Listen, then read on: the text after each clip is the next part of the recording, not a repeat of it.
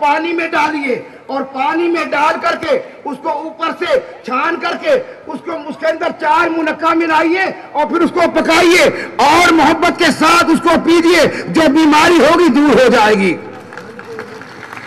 चाहे वो अल्सर हो, कैंसर हो, कुछ भी हो।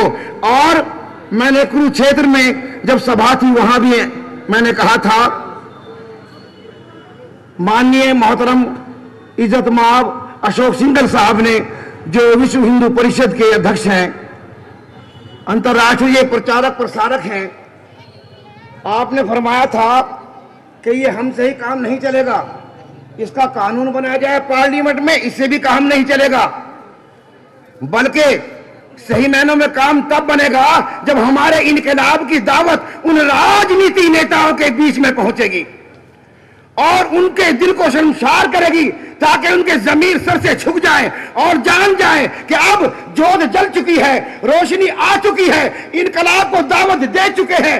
अब ये गांव रक्षा के लिए जो बरसों बरस से एहतजाज हो रहा है, एतराज हो रहा है, अब ये कामयाब होकर रहेगा।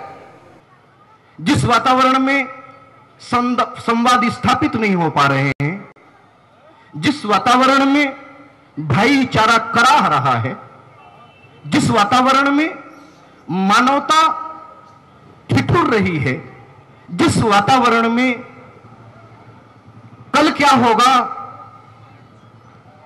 पूर्वक कोई नहीं कह सकता है, ऐसे वातावरण के निर्माता आप हैं। आतंकवाद पर वार्ता असफल हो रही है, राजनीतिक संवादों के जगह विवाद खड़े हो रहे हैं,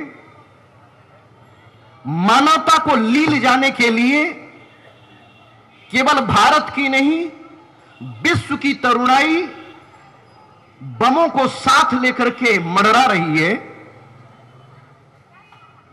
ऐसे टाइम पर राम मंदिर की चर्चा करना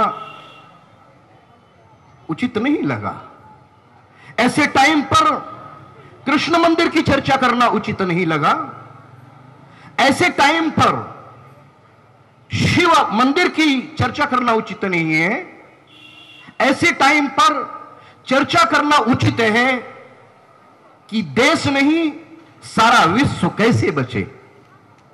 ऐसे समय में चर्चा करना उचित है कि मानव नहीं प्राणी मात्र का जीवन कैसे हो चुका है।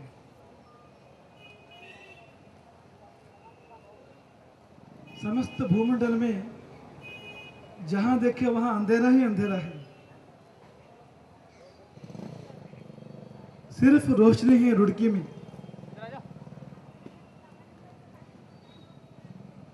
गो भक्ति की रोशनी, गो प्रेम का प्रकाश सिर्फ यहां उपस्थित है, ऐसा ही मैं लग रहा है।